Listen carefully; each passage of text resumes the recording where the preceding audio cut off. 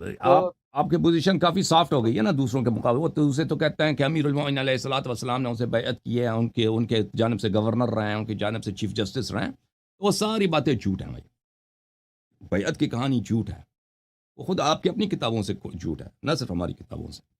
یہ chief justice رہے ہیں، اس کی کوئی سند نہیں ہے. یہ ان کے مشیر رہے ہیں، اس کی کوئی کچھ بھی نہیں ہے. یا ان کی جانب سے کوئی وہ کمانڈر آرمی کے رہے ہیں، یا ان کی جانب سے گورنر رہے ہیں. یہ تو آپ کے علماء نے، آپ کے مساجد سے، آپ کے جو جامع مساجد ہیں ان مدارس سے، اور آپ کے جو دینی پروگرام ہے، دینی جو پبلیکیشنز ہیں، ان میں یہ جھوٹ بہت مشہور کر دی ہے.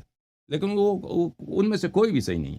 اب آپ نے جن چیزوں کا کہا ہے نا، یا امیر المؤمنین علیہ الصلاۃ والسلام نے بعض اوقات پر مثلا ایک مجنونہ عورت ہے، اس پہ یہ لوگ کیا کرنا چاہتے ہیں، اس پہ حد جاری کرنا چاہتے ہیں، اس کو سنسار کرنا چاہتے ہیں. تو ایسے مواقع پر امیر المؤمنین علیہ السلام نے ان کی مدد کیا. میرے بھائی، اس سے ان کی حکومت کی تائید نہیں ہوتی. اگر ایک مظلوم عورت ہے، سنسار آپ نے دیکھا، سنسار کا موت جو ہے وہ بہت دردناک موت ہے، وہ کوئی مذاق نہیں ہے. اس کو ایک عورت کو آپ اتنے پتھر ماریں کہ تاکہ وہ جان بحق ہو جائے. یعنی اس کے کھوپڑے پہ اتنے پتھر مارتے ہیں، اس کا چہرہ وغیرہ خونی ہو جاتا ہے. وہ تو یعنی اللہ نے بنایا اسی لیے سنسار کو، تاکہ کوئی دوسرا جرات نہ کرے گناہ کرنے کی. تو اب ایک بے گناہ عورت ہے بھائی، اللہ نے اس پہ کچھ حرام ہی نہیں کیا. جب عقل نہیں ہے تو آپ پہ نماز واجب نہیں ہے، شراب حرام نہیں ہے، زنا. جب عقل ہی نہیں ہے، اللہ نہیں پوچھے گا، گرفت ہی نہیں کرے گا اللہ. اب یہ لوگوں دیکھیں ان کی اپنی کتابوں میں کہ مجنونہ پر، وہ بخاری میں بھی موجود ہے، مجنونہ پر یہ ان کی عقل اتنی ہے، خلیفے کی عقل اتنی کہ مجنونہ پر، پاگل عورت پہ یہ حد جاری کرنے لگے تھے.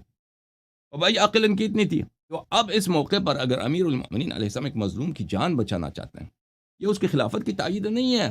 ابھی آپ اگر لاہور میں نا، لاہور کے کوئی گورنر کوئی غلط کام کرتا ہے، کوئی آدمی مرنے والا ہے، کوئی کسی کی دکان پہ قبضہ ہونے والا ہے، یا کسی بیوی، کسی یتیم کی جو ہے، یا کسی بیوہ کی، اس کی پراپرٹی پہ قبضہ ہونے والا، آپ سے کچھ ہو سکتا ہے. آپ نے وہاں پہ کچھ کارروائی کر لی، مثلا سمجھا دیا لوگوں کو بھئی ایسا نہیں، آپ کا اثر رسوخ ہے، آپ نے کچھ کر لیا. اس کا مطلب یہ نہیں کہ آپ گورنر کی تائید کرتے ہیں، یا اس حکومت کے آپ مخالف نہیں ہیں، یا حکومت کو آپ شرعی سمجھتے ہیں.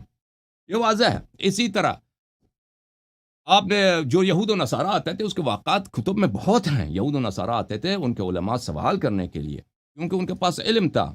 ان کے پاس پرانے انبیاء علیہ الصلوۃ والسلام کے بہت سارے احادیث تھے، علوم تھے، شرائع ان کے پاس موجود تھے. وہ سوال کرتے تھے کہ اللہ کے صفات کیا ہیں، عرش کیسا ہے، اللہ نے سب سے پہلے کیا بنایا ہے، اللہ نے اس کے بعد کیا بنایا ہے، قیامت کے دن کیسا ہوگا. تو ان کے پاس یہ چیزیں موجود تھی، تو وہ آ کے ٹیسٹ کرتے تھے. ٹھیک ہے نا.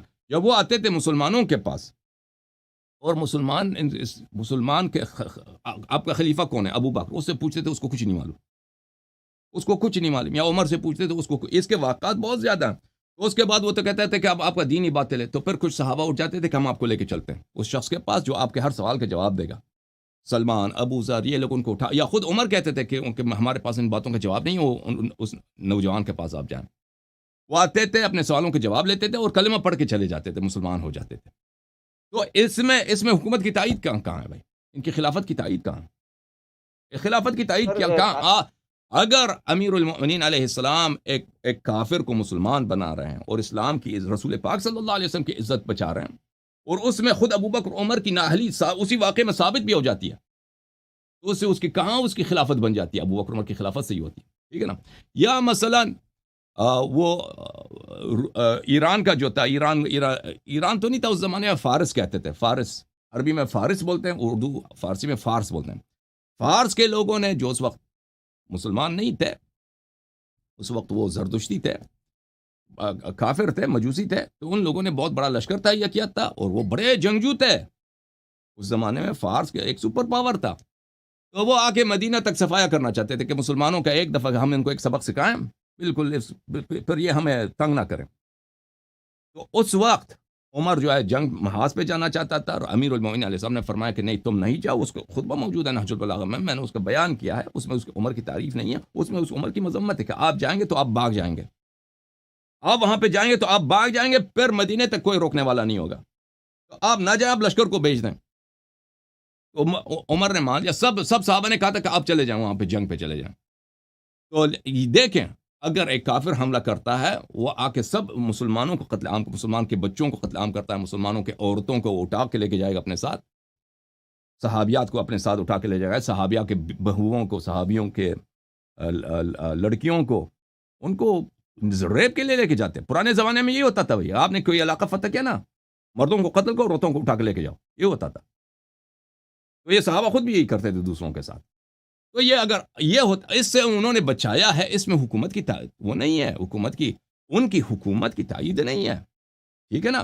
یا پورا اسلام کو بچانا ہے، نہ کہ ان کے اگر اس وقت امیر المومنین ہم کیا کرتے ہیں مثلا اس میں اس یعنی کیسا مشورہ دیتے ہیں؟